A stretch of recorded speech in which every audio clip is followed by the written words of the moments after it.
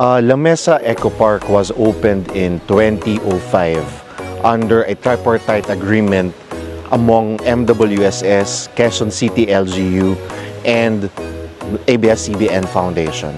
This is formerly known as the La Mesa Eco Park Resort Zone until it was brought back to the management of MWSS earlier this year, February 2024, who made the decision to award the stewardship to Manila Water Company, and through its Manila Water Foundation, we are currently administering the management and operations of the La Mesa Eco Park.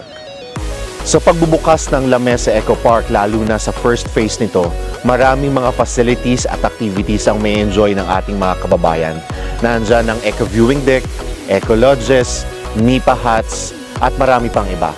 Sa mga activities, meron tayong 4 team building, rappelling, wall climbing, airsoft, archery tag, at target shooting. Sa pamamagitan naman ng mga environmental activities, meron tayong guided bird watching, weeding of unwarranted forest species, at tree nurturing activities. Kaya sa mga kapuso nating on the go, tutukan nyo ang live stream ng ating programa sa official accounts ng GMA Network, pati na rin sa YouTube at Facebook. At mag-comment din kayo sa ating mga kwentong amazing.